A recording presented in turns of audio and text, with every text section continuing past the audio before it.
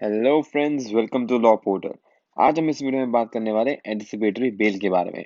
हम जानेंगे कि एंटिसिपेटरी बेल एक्चुअली में होती क्या है, ये पूरा कॉन्सेप्ट क्या है और ये किस किस के लिए हेल्पफुल है और ये कब कब मिल सकती है। मगर आगे बढ़ने से पहले अगर आप हमारे चैनल पर नए हैं तो इट्स अ रिक्वेस्ट कि आप हमारे चैनल पर जाके हमारी इंट्रोडक्टरी वीडियो जरूर देखें, ताकि आपको पता लगे कि हमारे चैनल पे आपको किस तरह का कंटेंट देखने को मिलेगा। अगर आपको लगता है कि वो कंटेंट आपके लिए हेल्पफुल है तो आप इस चैनल को सब्सक्राइब जरूर करें, साथ ही साथ बेल आइकन को भी प्रेस करें, ताकि जब भी हम नेक्स्ट वीडियो डालें उसकी अपडेट जाए सबसे पहले आपको। Without wasting any further time, let's get started. तो सबसे पहले हम समझते हैं कि एंटिसिपेटरी बेल का मतलब क्या होता है। तो जैसा कि आपकी स्क्रीन पे आ रहा है, अगर मैं आपको बहुत सिंपल वे में एंटिसिपेटरी बेल का मतलब समझाऊं तो उसका मतलब ये होता है कि किसी इंसान को बेल ग्रांट कर देना while he is still anticipating his arrest. अब होता क्या है कि जब भी हम बेल सुनते हैं, हमारे दिमाग में सबसे पहली चीज क्या आती है, किसी का अरेस्ट। यानी कि बेल जो है अपने आप में उसके उसके साथ एक प्रीसपोजिशन जुड़ी हुई है, एक अजम्पशन जुड़ी हुई है, दैट इज कि कोई जेल में है तभी यहाँ आप बेल की बात करते हैं। लेकिन एंटिसिपेटरी बेल जो कॉन्सेप्ट है वो इसके बिल्कुल ही ऑपोजिट है। ये एक ऐसा कॉन्सेप्ट है जिसमें कोई अभी अरेस्ट ही नहीं हुआ है, उसको बिना अरेस्ट के किसी को बेल दे देना, उस कॉन्सेप्ट को बोलते हैं बेसिकली एंटिसिपेटरी बेल। अब फ्रेंड्स, हम सबको ये बात पता है कि जब कोई अरेस्ट होता है तो बेल के प्रोविजंस, बेल के बारे में जानना बहुत ज्यादा जरूरी हो जाता है। लेकिन अभी तो जब कोई अरेस्ट ही नहीं हुआ है तब बेल की क्यों जरूरत पड़ती है, तब उसमें बेल के बारे में क्या सिग्निफिकेंस है, उसके उससे वो जानने से पहले एक बार थोड़ा बैकग्राउंड समझ लेते हैं। तो बैकग्राउंड क्या था कि जब हमारे हमारे लॉ में एंटिसिपेटरी बेल का कोई प्रोविजन नहीं था, तब एक टेंडेंसी बहुत ज्यादा बन बढ़ गई थी, जिसके अंदर जो इन्फ्लुएंशियल लोग थे वो कुछ ना कुछ करके वो बहुत सारे फ्रिवलेस केसेस फाइल कर देते थे। ये एक तरह का रिवेंज टेकिंग एटीट्यूड बन गया था लोगों के अंदर, और एक रिवेंज टेकिंग वे भी बन गया था कि अगर किसी से कोई पावरफुल इन्फ्लुएंशियल पर्सन है, उसके किसी से कोई एनिमिटी हो गई है, चाहे वो बिजनेस राइवलरी हो चाहे वो पॉलिटिकल राइवलरी हो, तो वो क्या करते थे, वो कोई भी वो एक false cases, non bailable offences का लॉन्च करा के अपने कंपेटिटर, अपने एनिमी को विदाउट एनी रीजन अरेस्ट करा देते थे। और हम सबको पता है कि आर्टिकल 21 जो है हमारा right to, that which talks about our right to life and liberty, वो कितना ज्यादा प्रिडोमिनेंस रखता है हमारे कॉन्स्टिट्यूशन में। एक इंसान की लिबर्टी, एक इंडिविजुअल की लिबर्टी कितनी ज्यादा प्रिडोमिनेंट है, कितनी ज्यादा इंपॉर्टेंट है। इसीलिए बहुत बार अब देखो क्या हो रहा है कि जब फॉर एग्जांपल यहाँ पे हम, for example there is a person A जिसका अपना एक बिजनेस चल रहा है, लेकिन उसका एक राइवल है पर्सन बी। अब अगर पर्सन ए जो है उसको ये पता है कि पर्सन बी जो है वो उससे अच्छी डील्स दे रहा है कस्टमर को, और पर्सन ए जो है वो काफी इन्फ्लुएंशियल है, उतना पर्सन बी नहीं है, तो पर्सन ए क्या करता है कि फॉल्स केस लॉन्च करा के पर्सन बी को अरेस्ट करा देता है। अब जितना टाइम पर्सन बी अरेस्टेड रहेगा, जेल में रहेगा, उतना उतना टाइम पर्सन ए के लिए बेनिफिशियल है, क्योंकि उसका बिजनेस उतना ज्यादा बूम करेगा। दूसरी बात, पर्सन बी क्योंकि जेल में गया है तो ये चीज से उसके कस्टमर और ज्यादा भागेंगे, ये सोच के कि पर्सन बी जो है ये कोई क्रिमिनल आदमी है। जबकि एक्चुअल में रियलिटी क्या है कि पर्सन बी जो है वो कोई क्रिमिनल है ही नहीं, उसको जेल भेजा गया, वो एक बिजनेस टैक्टिक थी पर्सन ए की। इन्हीं चीजों को काउंटर करने के लिए, इन्हीं चीजों को अवॉइड करने के लिए ये एंटिसिपेटरी बेल का पूरा कॉन्सेप्ट लाया गया। और ये कॉन्सेप्ट क्या है, अच्छा ये कॉन्सेप्ट सिर्फ इसलिए भी नहीं था कि सिर्फ हर हर टाइम सिर्फ फॉल्स केसेस में ही इस सिर्फ फॉल्स केसेस के लिए ही नहीं लाया गया था। इन 41st report of law commission ने एक बात और भी बोली थी कि अगर बहुत सारे केस में लेट्स से कोई कोई फॉल्स केस प्राइमा फेसाई नहीं भी है, लेकिन वो सिचुएशन ऐसी है जहां पर रीजनेबल ग्राउंड्स हैं फॉर बिलीविंग कि जो जिस जिस पर्सन के अगेंस्ट कंप्लेंट आई है, ही will not abscond or is not likely to abscond or otherwise misuse his liberty while on bail, then there is no justification in keeping that person incarcerated. यानी कि अगर कोई एक एक्चुअल एफआईआर, कोई complaint register होती भी है for a commission of a cognizable and non bailable offence, even then जिसके अगेंस्ट वो कंप्लेंट या एफआईआर हुई है, अगर वो पर्सन के एंटीसीडेंट्स ठीक है and he is not likely to abscond from the course of justice and from investigation, उन केसेस में भी ऐसे इंसान को जेल में रखने से कोई बेनिफिट नहीं होने वाला स्टेट मशीनरी को, रादर उसका राइट टू लाइफ भी कर्टेल होगा, जिसके इफेक्ट जो है बहुत फार रीचिंग होते हैं। इसलिए उन केसेस में भी एंटिसिपेटरी बेल को यूज किया जा सकता है। तो फ्रेंड्स, बैकग्राउंड समझने के बाद अब हम थोड़ा समझते हैं कि ये इसका पूरा प्रोविजन है क्या। सेक्शन 438 सीआरपीसी जो है वो डील करता है विद एंटिसिपेटरी बेल। अच्छा, इससे पहले मैं आगे बढ़ूं, मैं आपको एक चीज जरूर बता दूं कि ये यहाँ पे एक बहुत बड़ा एस्ट्रिक मैंने लगाया हुआ है। ये एस्ट्रिक जो है, इसकी सिग्निफिकेंस क्या है वो सब आपको भी पता चलेगी वीडियो में। और ये बहुत जरूरी एस्ट्रिक है, मैं आपको बताऊं। अच्छे अच्छे प्रैक्टिसिंग लॉयर्स, अच्छे अच्छे प्रैक्टिसिंग क्रिमिनल लॉयर्स को ये एस्ट्रिक नहीं पता आज के टाइम में। और ये आपके लिए एक्चुअली जानना बहुत ज़्यादा ज़रूरी है। और जब आपको पता लगेगा तो यू विल आल्सो शॉक कि ये कितनी ज़्यादा इंपॉर्टेंट चीज़ है और लोगों को कैसे नहीं पता है। तो पहले हम एक चीज़ समझते हैं कि ये जो 438 आज के टाइम में जो आपकी स्क्रीन पे भी आ रहा है, ये सेक्शन जो है ये ऐसे नहीं होता था। सेक्शन 438 जो है वो 2005 में अमेंड हुआ। 2005 में जो अमेंड होने के बाद जो नया सेक्शन आया वो सेक्शन अब आपकी स्क्रीन के सामने है। और ये सेक्शन क्या बोलता है? Where any person has reason to believe that he may be arrested on accusation of having committed a non-bailable offense. Here, the catch is may be arrested on accusation of a non-bailable offense. He may apply to the High Court or the Court of Session for a direction under this section that in the event of such arrest, he shall be released on bail, and that court may, after taking into consideration following factors, either reject the application or issue an interim order for the grant of anticipatory bail provided that where the High Court or as the case may be the Court of Session has not passed an interim order or has rejected the application, it shall be open to an officer in charge of a police station to arrest without warrant the applicant on the basis of accusation apprehended in such application. All these provisos, they are not that important for this video, so I'll not read them line by line. If you want, you can just press pause and read them on your own. तो main point पे अब हम तो main मुद्दे पे आते हैं जो इस वीडियो का मेन कंसर्न है। तो इससे हमें क्या समझ में आता है कि जब कभी किसी इंसान को ऐसा लगता है कि भाई वो शायद अरेस्ट हो सकता है, ये उसका एप्रीहेंशन है for the commission of a non bailable, then उस केस में ही may apply to a high court और अ कोर्ट ऑफ सेशन। तो मतलब अभी तक हमें क्या समझ में आ गया कि ये एंटिसिपेटरी बेल जो है ये सिर्फ और सिर्फ एक हाई कोर्ट और कोर्ट ऑफ सेशन ही दे सकता है। मैजिस्ट्रियल कोर्ट एंटिसिपेटरी बेल नहीं ग्रांट कर सकता। और वो भी कब ग्रांट कर सकता है, वहां पे भी आप कब कब आप एंटिसिपेटरी बेल के लिए मूव कर सकते हो हाई कोर्ट और कोर्ट ऑफ सेशन, जब आपको ये लग रहा हो कि आपको ये एप्रीहेंशन हो कि आपको अरेस्ट कर लिया जाएगा किसी एक नॉन बेलेबल ऑफेंस के अंदर।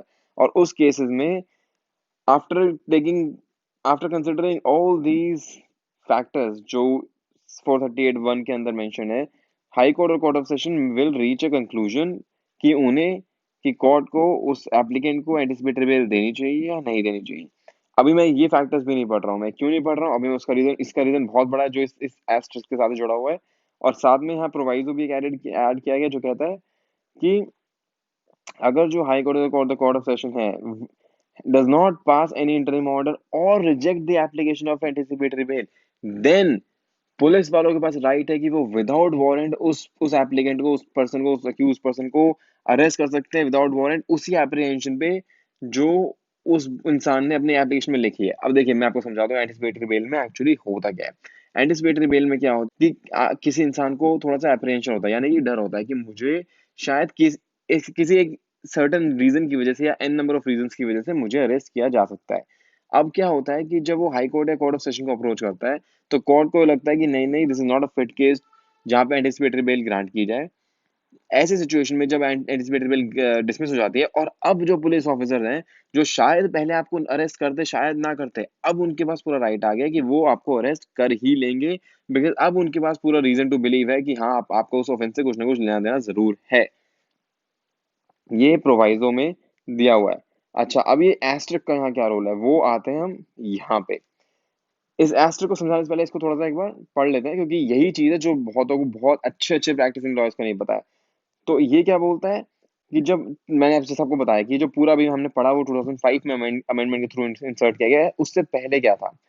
उससे पहले जो सेक्शन 1 था वो सिर्फ इतना था, when any person has reason to believe that he may be arrested on an accusation of having committed a non-bailable offense, he may apply to High Court or the Court of Session for a direction under this section, and that court may, if it thinks fit, direct that in the event of such arrest, he shall be released on bail.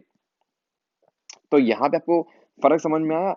अगर आपको नहीं फर्क समझ में आया तो आप इसको पॉज करके दोबारा पढ़ें, वीडियो को थोड़ा सा बैक करें और जो अभी तक हमने इससे पहले जो पूरा सेक्शन पढ़ा था उसको भी ध्यान से पढ़ें। ये एस्टर क्या बोलता है, ये जो हमने पूरा पढ़ा था सब सेक्शन 1 जो हमने पढ़ा था, ये सब सेक्शन 1 ऐड हुआ है 2005 के अमेंडमेंट से। उससे पहले इट वाज जस्ट दिस। अब ये एस्टर क्या बताता है कि आज के टाइम में इवन दो अमेंडमेंट 2005 में आई है, येट लॉ है वो, ये 438 सब सेक्शन 1 नहीं है।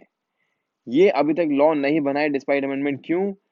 क्योंकि ये अभी तक नोटिफाई ही नहीं हुआ है।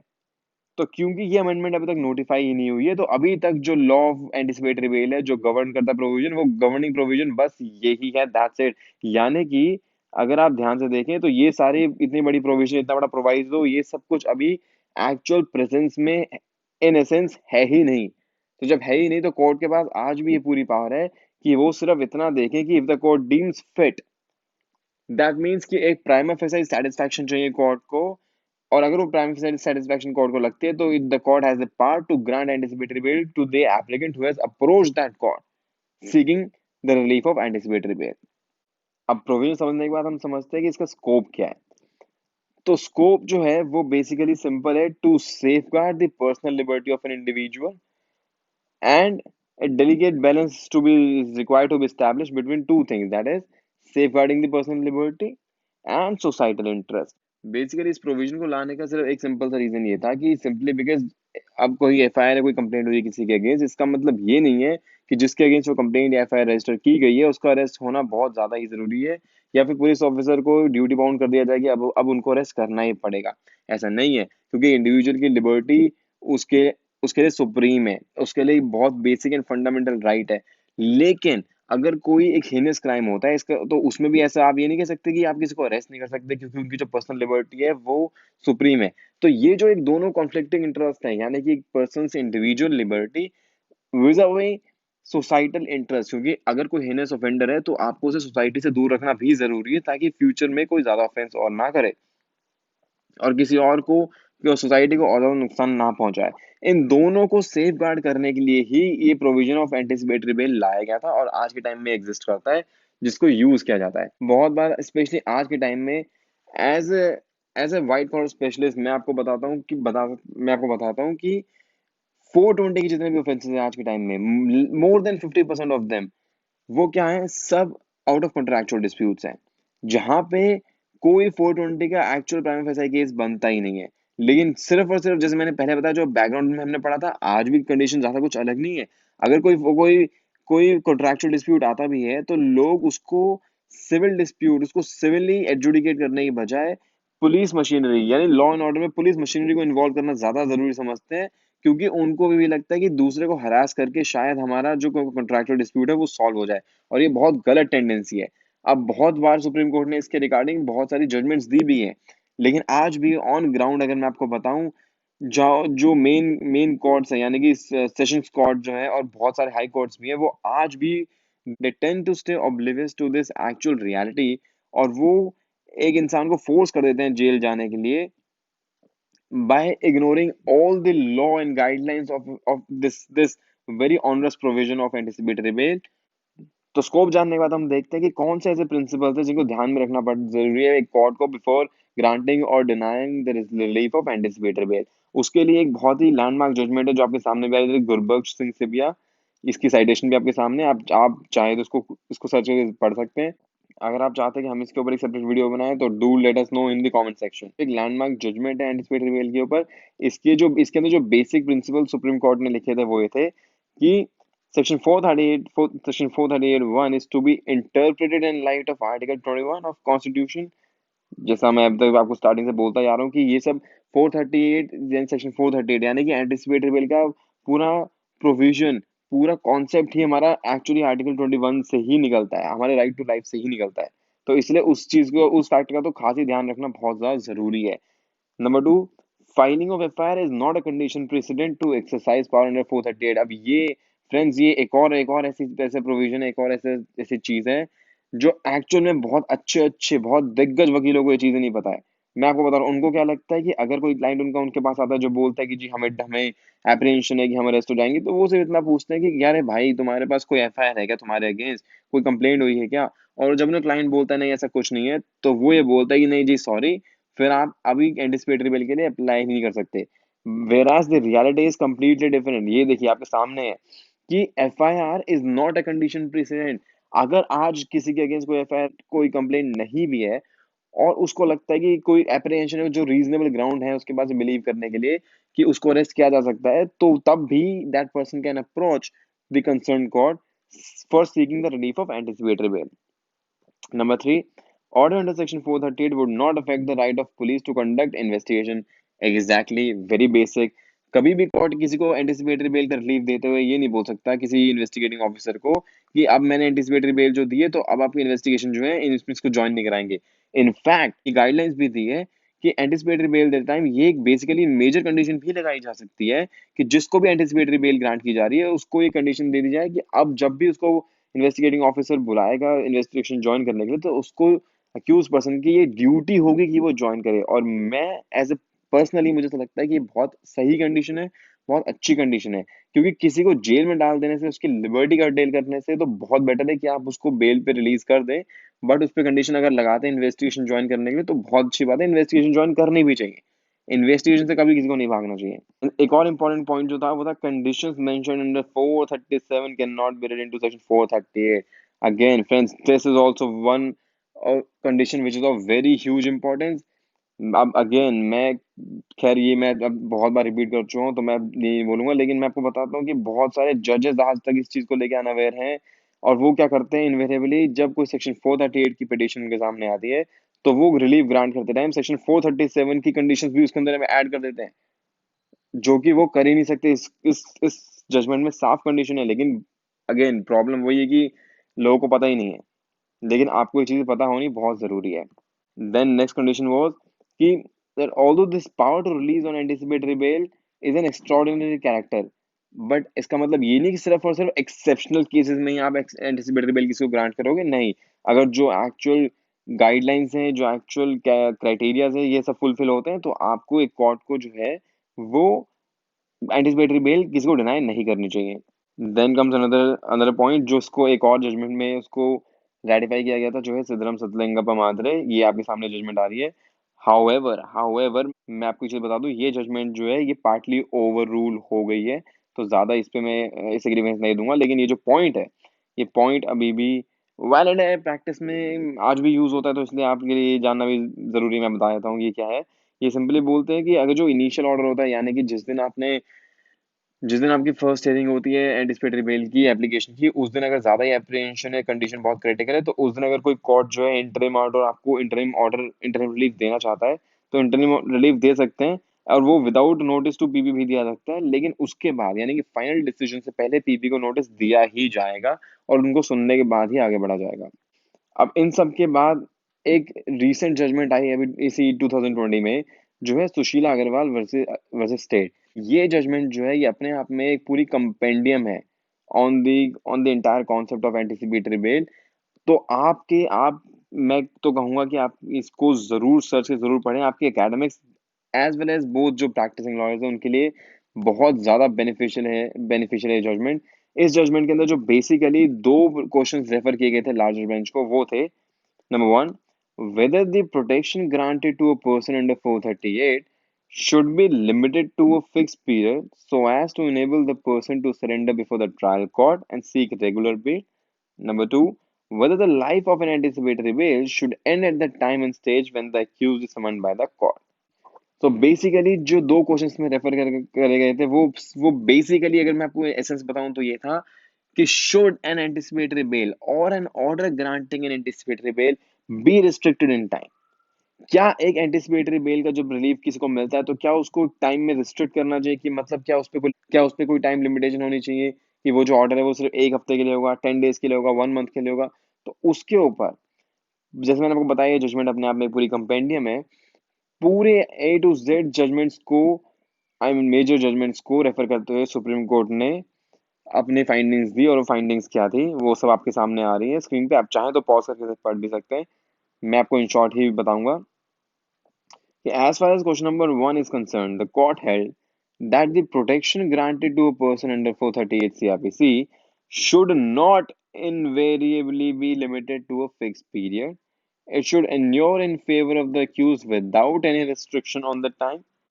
As far as the second question is concerned, तो उसमें कोर्ट ने बोला that the life or duration of an anticipatory bail order does not end normally at the end time and the stage when accused is summoned by the court or when charges are framed, but can continue till the end of trial. तो basically जो question based जो major question जो actually में उठ रहे थे वो सारे ये थे कि बहुत सारे कोर्ट्स जो थे, high courts including different benches of supreme court as well, वो उनका जो व्यू पॉइंट देखा जा रहा था, वो क्या कर रहे थे, बहुत सारे मैटर्स में कुछ कोर्ट्स तो थे वो एंटिसिपेटरी बेल जब भी किसी को ग्रांट करते थे तो उसको एक बहुत लिमिटेड मैनर में करते थे, यानी कि या तो वो 7 दिन के लिए एंटिसिपेटरी बेल ग्रांट करते थे और फिर बोलते थे कि 7 डेज का टाइम हम आपको दे रहे हैं, आप जाएं नीचे ट्रायल कोर्ट में रेगुलर बेल लगाएं। कुछ कोर्ट्स जो थे जो कहते थे कि हम आपको जो एंटिसिपेटरी बेल दे रहे हैं, लेकिन वो सिर्फ तब तक है जब तक चार्जशीट नहीं फाइल होती। जब चार्जशीट फाइल होगी तो आपकी एंटिसिपेटरी बेल जो है खत्म हो जाएगी।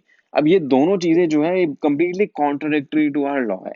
हमारे लॉ में यानी सेक्शन 438 में कहीं भी ऐसी कोई कंडीशंस नहीं है, बट फिर भी कोर्ट्स कहीं ना कहीं इन कंडीशंस को इम्पोज करे जा रहे थे।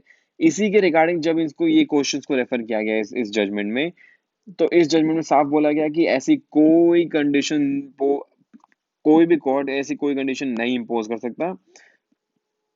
पहली बात तो ये है कि एक एंटिसिपेटरी बेल का ऑर्डर जो होता है वो in general it will and till the end of trial, unless किसी रीजन से कोई फैक्ट्स एंड सर्कमस्टांसेस किसी केस के ऐसे हैं जहां पे कोई रिस्ट्रिक्शन कोर्ट को लगानी पड़े और कोर्ट ने लगाई हो, तो उन केसेस में तो जो ऑर्डर है it could be restrictive in time, otherwise in general it can never be restrictive in time.